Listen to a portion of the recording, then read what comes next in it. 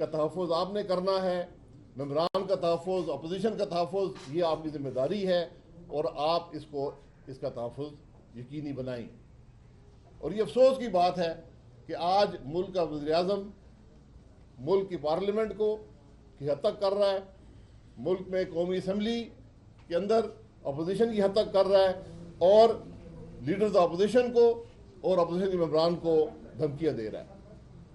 तो मैं ये उनको बताना चाहता हूं कि अगर लीडर द अपोजिशन असम्बली में नहीं आएगा तो फिर इंशाअल्लाह लीडर द हाउस भी असम्बली में नहीं आएगा। कोई सवाल आपने को बात कर? एक सेकंड जी, बहुत बहुत शुक्रिया। देखें, ये जिन साहब ने ये ट्वीट किया है उनकी कोई अपनी हैसियत कोई नहीं है, कोई उनकी सियासी हैसियत नहीं है, कोई he is of no consequence. ये वज़ीर आज़म के बिहाफ पे इन्होंने ये ट्वीट किए हैं और साथ उन्होंने कहा जी कि वज़ीर आज़म की मौजूदगी में ये कुछ हुआ है। अगर आप रिकॉल करें, आपसे ज़्यादा सबसे बड़ी गवाही किसकी हो सकती है? मीडिया की, कि ये पिछले 5 साल के अंदर जो कुछ इन्होंने किया है असम्बली के अंदर और असम्बली के बाहर, ये लॉन जो है असम्बली की, ये गवाह है, ये डी चौक गवाह है, ये कॉन्स्टिट्यूशन एवेन्यू गवाह है, ये क्या क्या करते रहे हैं और क्या क्या ज़बान बोलते रहे हैं। हमने तो कुछ ऐसी बात नहीं की कि ज़ुबान बोली हो या कोई ऐसे अल्फाज इस्तेमाल किए हों। तो अभी से इनको इतनी तकलीफ़ शुरू हो गई है, तो ये पीटीआई वाले भी मानते हैं कि ये अल्फाज जो उन्होंने ट्वीट में इस्तेमाल किए हैं, ये अल्फाज जो हैं ये वज़ीर आज़म के अल्फाज हैं। ये एक नंबर बनाने की गेम पीटीआई में चली हुई है कि गाली दे के जो है नंबर बनाओ, और जो वज़ीर आज़म जो है गाली को इनकरेज करता है। बजट जो है हम अपनी सीटों से नहीं हिले। जब मिफ्ता, शायद अबाई साहब वज़ीर आज़म थे, तो इस्माइल मिफ्ता साहब ने जब ये किया,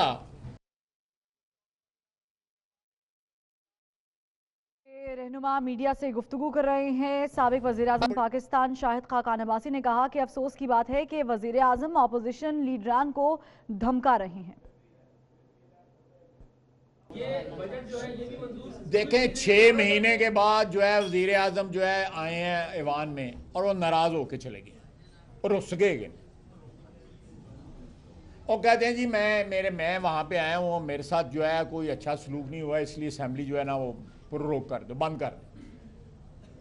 अब वो राज़ी होंगे तो फिर बुला लेंगे इजलास से, या फिर हम रिक्वेजिशन कर लेंगे। तो उन्होंने रूनुमाई की है। हम तो उनका तलाशे गुमशुदा का इश्तिहार देने लगे थे, लेकिन वो अचानक ही आ गए। तो मेरा ख्याल है कि उनके मजाज पे जो है वो तबाह नाज़क पे बड़ा घरां गुजरा है। वो जो आधा पौना घंटा उनको वहाँ पे बैठना पड़ा है, ये एक जहनीत की और एक माइंड सेट की जो है गम्माजी है, ये उसकी रिफ्लेक्शन है। तो ये आगे आगे देखिए, तब्दीली वाले भी भुगत लेंगे। जी, स्पीकर साहब ने कहा कि मैं आज़ाद हूँ। हमने उनको कहा कि अगर आज़ादी यही है कि आप हाउस का दिफा नहीं कर सकते, इसका तहफ़्फ़ुज़ नहीं कर सकते, तो बहरहाल उन्होंने यकीन दिलाया कि वो इसका सख्ती से नोटिस लेंगे, क्योंकि इस किस्म के मामले पाकिस्तान की तारीख में कम अज़ कम पहले नहीं हुए।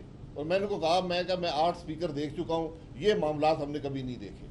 ये बताएं पार्लिमानी रिवायात रही हैं कि कायदे हिज़्ब इख्तिलाफ या कायदे ईवान जब बात कर रहे हों तो उनको न इंटरप्ट किया जाता है, न दरमियान में रोकना टोकना, कोई रिवायत नहीं रही। कल जो मुराद सईद ने तकरीर की पोजीशन लीडर के लिए कहें कि उनको शर्म आनी चाहिए, ये अल्फाज उनके लिए इस्तेमाल किए हैं, और उनको जब भी वो बात कर रहे होते हैं बीच में जुमले कस रहे होते हैं, ये किस तरह की रिवायात को प्रमोट कर रहे हैं? ये दसो जी ख्वाजा साहब, तुझे दसो। ये देखें, जो रवायात जो वो बीज बो रहे हैं उसकी फसल भी यही काटेंगे। ये सारी नंबर टांगने की गेम है। वहाँ बताया गया है वज़ीर आज़म साहब की तरफ से कि जो ज़्यादा गालियाँ निकालेगा उसी को कल रुतबे मिलेंगे, ओहदे मिलेंगे। इसलिए आज दौड़ लगी हुई है कि कौन ज़्यादा गाली देता है, कौन ज़्यादा बेइज्जती करता है। ये बदनसीबी है। ये बताया सर कि कल वज़ीर आज़म साहब ने एक ऑर्डर किया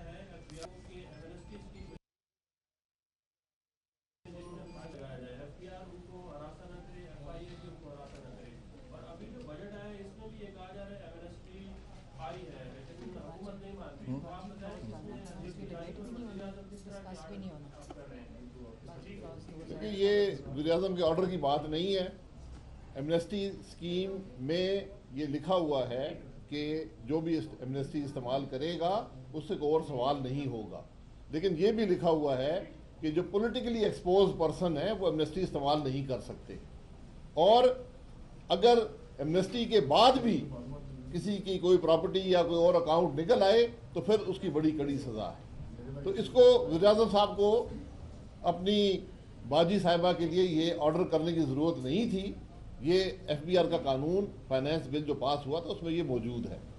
देखें ये मरियम नवाज साहिबा का कोई ओहदा नहीं था सियासत में, उनका कोई मुकाम जो है ऑफिशियली रिकग्नाइज कोई मुकाम नहीं था। इसके बावजूद JIT बनी, उनके ऊपर रेफरेंस दायर हुआ, उनको सज़ा हुई, इस वक्त जमानत में है। तो ये कानून जो है हर फर्द के लिए अलहदा नहीं हो सकता।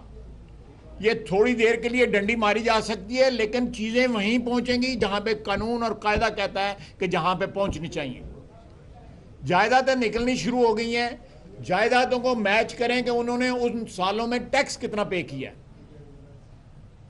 ये रसीदें मांगी जाएंगी, वो वक्त आएगा रसीदें भी मांगी जाएंगी और मनी ट्रेल भी मांगा जाएगा।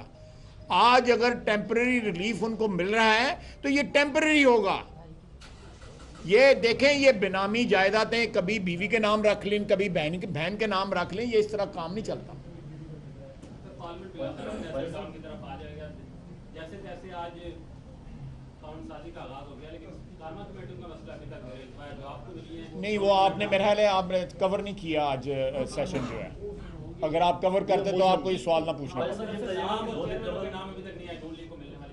नहीं जी, सब आज हो गया है, सब कुछ फाइनलाइज हो गया। भाई साहब बताइएगा, 2 दिन कवर जो पेश किया गया है, कभी कोई महंगाई नहीं की और ना ही कोई नया बजट टैक्स राइज किया गया है, इस बारे में आप भाई वो डिबेट होगी तो बात सामने आएगी ना।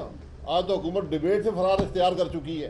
ये पहली हुकूमत है जो फाइनेंस बिल पेश करके असेंबली प्रोरोग करके घर चली गई है। मतलब क्या है उसमें? क्या कोई अवाम को रिलीफ दिया गया? क्या उससे कारोबार में इजाफा होगा? GDP ग्रोथ आएगी? इन सब का जवाब नफ़ी में है।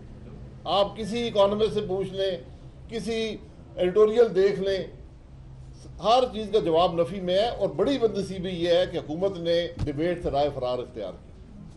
बहुत शुक्रिया। बहुत शुक्रिया, थैंक यू जी।